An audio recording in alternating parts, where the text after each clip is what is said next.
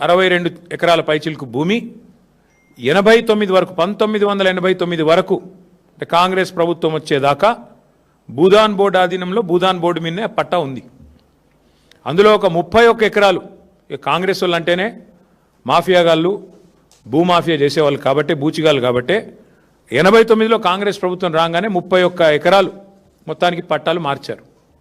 భూదాన్ పేరు మీద ఉన్న 30 ఏళ్ల పైచిలకు 35 ఏళ్ల పైచిలకు భూదాన్ పేరు మీద ఉన్న భూములను మొత్తానికి పైరవి చేసినరో పైసలు ఇచ్చినరో ఏం చేసినరో ఒక 31 ఎకరాలు పేరు మార్చి ప్రైవేట్ వ్యక్తుల పేరు మీద రాయించుకున్నారు. కానీ ఒక 31 ఎకరాలు అట్లే ఉండే.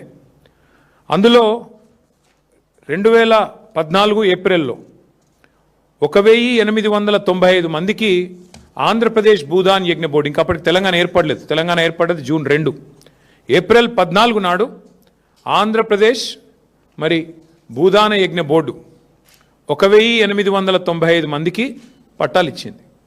ఇచ్చిన తర్వాత అందులో మరి 2014 ఏప్రిల్లో ఇస్తే ఆ గత 10-12 ఏళ్లలో దాదాపు 1000 మంది ఇళ్ళు కట్టుకున్నారు. కట్టుకొని అక్కడే నివాసం ఉంటున్నారు. మధ్యలో మా ప్రభుత్వం ఉన్నప్పుడు పక్కనేదో ఎంక్రోచ్మెంట్లు అవుతున్నాయి అని ఫిర్యాదు వస్తే కూడా పరిశీలించమని చెప్పాం తప్ప ఒక్క పేదవాడి ఇల్లు కూడా మేమెన్నడూ ముట్టుకోలేదు. నిజానికి కేసీఆర్ గారి ప్రభుత్వం ఆనాడు 10 ఏళ్ల పాటు జీవో నంబర్ 58 కింద 59 కింద ఈ రాష్ట్రంలో లక్షల మందికి పట్టాలు ఇచ్చింది. ఒక హైదరాబాద్లోనే 1,50,000 పట్టాలు ఇచ్చాం. ఆ పట్టా కూడా ఇంటి మహిళ ఎవరైతే ఉంటారో వారి పేరు మీద ఇచ్చాం. ఖమ్మం పట్టణంలో కూడా 3,000 మందికి 58 జీవో కింద పట్టాలు ఇచ్చాం. అట్లా ప్రతి చోట ప్రతి నగరంలో ప్రతి మున్సిపాలిటీ పరిధిలో గ్రామీణ ప్రాంతాల్లో కూడా జీవో నెంబర్ 58 కింద పెద్ద ఎత్తున పట్టాలు ఇచ్చాం. కానీ ఈ ప్రభుత్వం ఏం చేస్తున్నది? వచ్చిన నాటి నుంచి నేటి వరకు విధ్వంసం వినాశం ఇది తప్ప వినాశనం తప్ప ఇంకో మాట లేదు. నిర్మాణం గురించి ప్రస్తావన లేదు. ఒక విధ్వంసకరమైన ఆలోచనలతో ఎవరి ఇల్లు ఎట్లా కూలగొట్టాలి, భూములు ఎట్లా లాక్కోవాలి. ఇందాక నేను చెప్పిన 3 రియల్ ఎస్టేట్ మాఫియా వాళ్ళు ఎవరైతున్నారో సురేష్, దామోదర్ రావు, ఇంకొక ఆయన పేరింది కిషోర్, ఈ 3 ఇవాళ నేను నిర్ద్వందంగా చెప్తా ఉన్నా.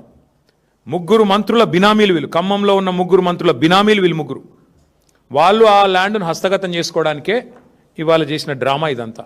వాళ్ళు ఏమనుకున్నారంటే మున్సిపల్ ఎలక్షన్ అయిపోయింది కదా, ఇప్పుడు కొడితే అడిగేవాడు ఎవడు అన్న లైన్లో పోయారు. ఒక శత్రు దేశం మీద దండయాత్రకు పోయినట్టు 3,000 మంది పోలీసు వాళ్ళు పొద్దున 3టికి పోయి వాళ్ళను మెడలు బట్టి బయటికి నూకి ఇళ్ళని కూలగొట్టారు. మీరు చూశారు వీడియోలు.